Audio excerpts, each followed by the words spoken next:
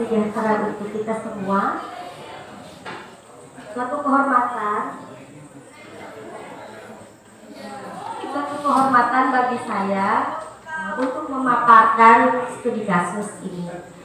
Sebelumnya perkenalkan dulu, nama saya Ibu Mariati SPD. Saya di sini selaku guru bimbingan dan konseling, partner dari Pak Wendelinius Woge dan Bapak Kepala Sekolah kami yang notabene di mana backgroundnya juga berasal dari bimbingan dan konseling.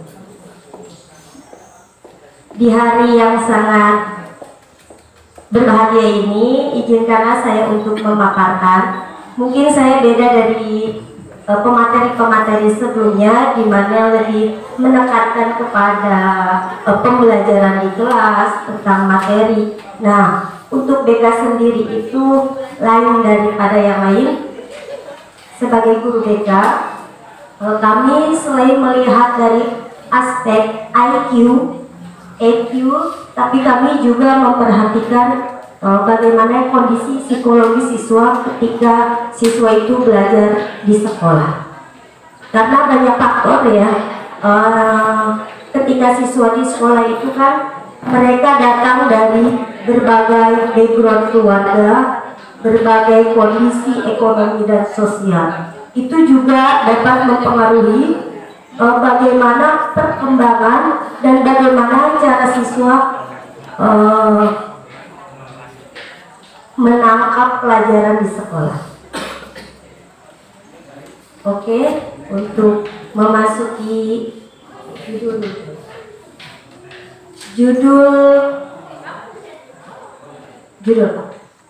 Oke, studi kasus yang kami angkat di sini yaitu mengenai strategi guru bimbingan dan konseling di SMP Negeri 1 Belimbing dalam penanganan pendidikan inklusi. Apa sih pendidikan inklusi? Mungkin sebagian dari Bapak Ibu baru mendengar ya, pendidikan inklusi itu seperti apa.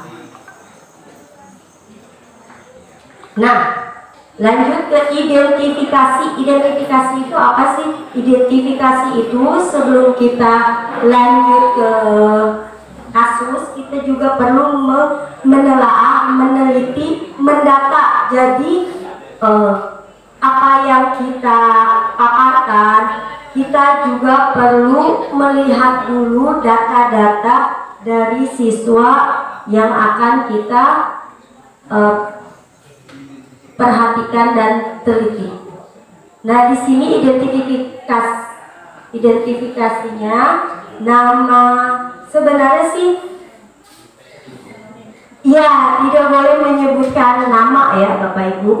Namun ini berkaitan dengan ilmu pengetahuan, jadi boleh kita, kecuali kasus-kasus yang memang berkaitan dengan moral atau yang abmoral gitu, itu kita boleh menggunakan inisial. Tapi ini berkaitan dengan ilmu pengetahuan, boleh kita ungkap nama siswanya.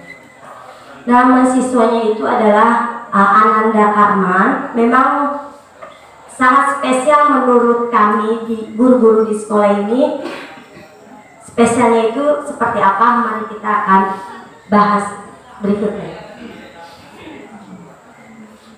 Karman merupakan siswa kami di kelas 8. Jika dilihat secara fisik, Karman itu normal pada umumnya, namun ada beberapa hambatan jika kita melakukan komunikasi ataupun berinteraksi secara langsung. Hal itu dapat dirasakan seperti bagaimana cara dia dalam menjawab pertanyaan, cara dia menggunakan bahasa dalam berkomunikasi, baik secara lisan maupun tulisan. Nanti akan ada contoh tulisan dari Ananda Karman itu. Kenapa Ananda Karman ini bisa kita kategorikan siswa yang spesial, atau kenapa dia masuk ke dalam pendidikan inklusi seperti itu. Nah, lanjut. Oke, selain mengalami hambatan bahasa dalam berkomunikasi, Karman juga mengalami hambatan dalam penyesuaian diri.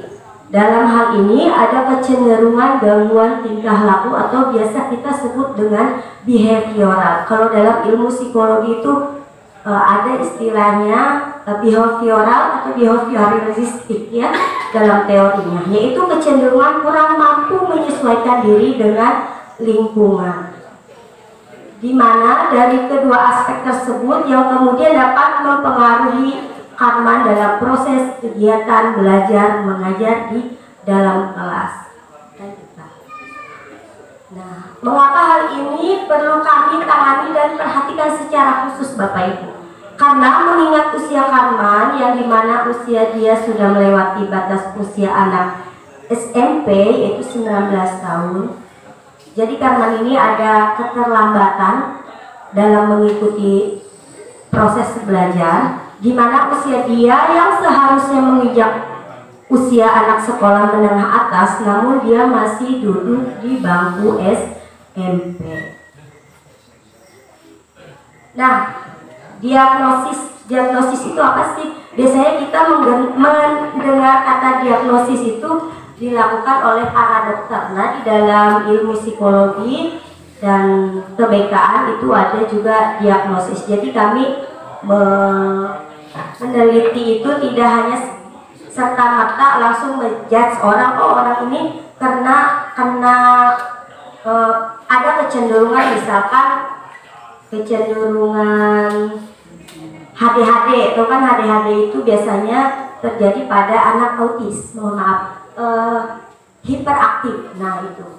Nah di sini pun kami melakukan diagnosisnya. Nah, diagnosis itu apa sih? Merupakan langkah untuk mencari faktor penyebab dari masalah yang sedang dihadapi oleh Karman. Dalam kegiatan diagnosis ini, kami menggunakan beberapa pengumpulan data, yaitu mulai dari angkat pribadi, wawancara terhadap siswa yang bersangkutan, wawancara teman sebaya atau teman kelas, wawancara wali kelas, pemanggilan orang tua, dan home visit atau kunjungan rumah. Ini salah satu dokumentasi kunjungan rumah kami ke kampung Kubur. Ya, Tanjung Kubur di daerah Batu Ampar. Lumayan jalannya ke sana. Narapinas, Temeninas. Berdasarkan data yang didapat, ternyata Karman ini didapatlah dua faktor yang mempengaruhi mengapa Ananda Karman ini mengalami keterlambatan atau hambatan dalam proses belajar. Yang pertama itu berdasarkan hasil pengumpulan data yang telah kami lakukan, yaitu wawancara dengan orang tua. Karman itu ketika masih bayi mengalami sebuah penyakit yaitu paru-paru, terus malaria tropika, dan panas step. Ya, makanya itu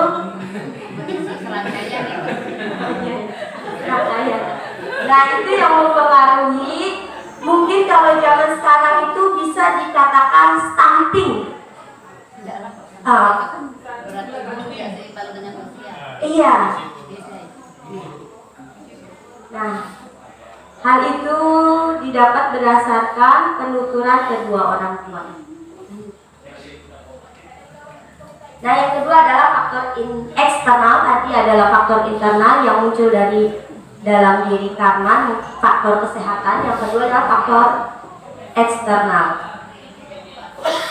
yang mempengaruhi komunikasi Karman itu. Salah satunya mungkin dari latar belakang keluarga yang, mohon maaf, kurang mampu secara sosial ekonomi. Nah, dari hasil analisa diagnosis kami, maka didapatkan yang namanya prognosis. Berdasarkan analisis kami yang merujuk kepada uraian permasalahan dan kajian pustaka, setelah kami amati tentang diri Karman, lalu dilihat dari diagnosis tadi, maka didapatkanlah yang namanya prognosis, yaitu uraian permasalahan kami lihat juga disinkronkan dengan kajian pustaka, atau kami lihat literasi berdasarkan buku dan penelitian-penelitian secara ilmiah, maka disimpulkan bahwa Karman ini memiliki kecenderungan. Dalam istilah psikologi, kita tidak bisa langsung melabeli seseorang itu menjudge bahwa anak itu dengan langsung dengan disleksia, tapi memiliki kecenderungan. Jadi kita menggunakan kata kecenderungan.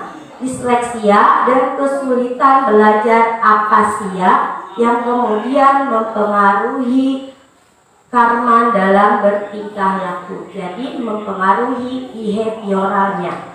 Disleksia dan apasia, kecenderungan disleksia dan apasia yang ada pada diri Ananda Karman itu menyebabkan atau mempengaruhi perilaku Karman dalam bertingkah laku dan memperoleh pelajaran di kelas.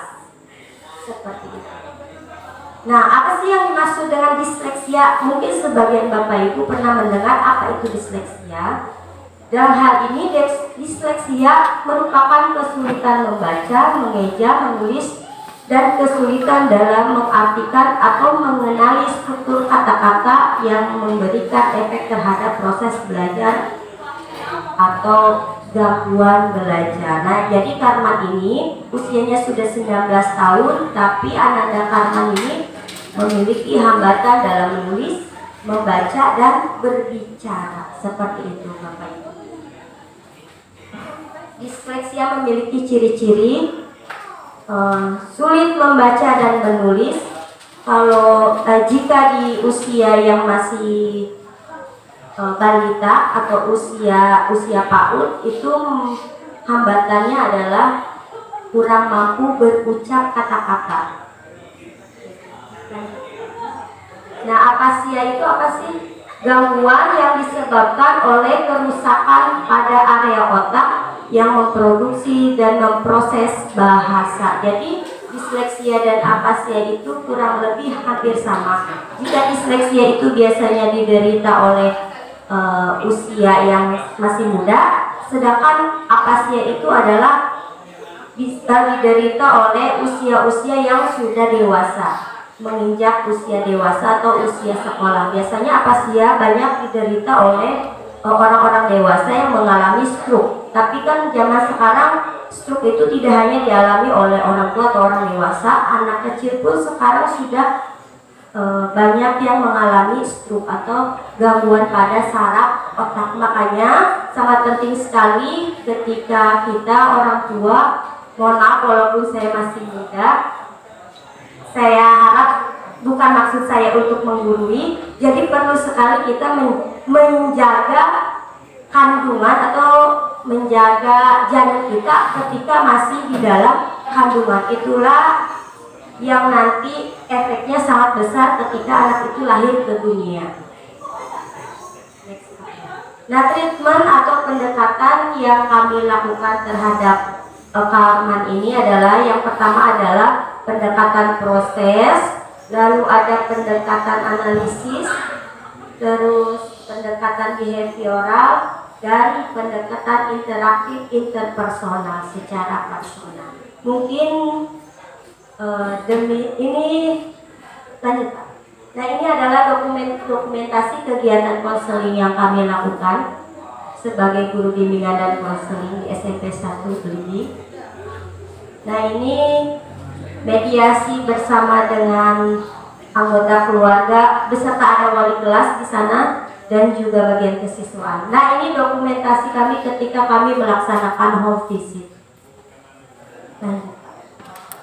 Lanjut. Nah, ini adalah contoh tulisan dari Ananda Karman. Bayangkan Bapak Ibu, yang notabene di mana tulisan dia menginjak SMP ini seharusnya sudah bagus ya, sudah indah gitu. Namun ini seperti, mohon maaf, masih kalau Bapak Ibu lebih dekat lagi melihat slide-nya itu bingung ini tulisan apa.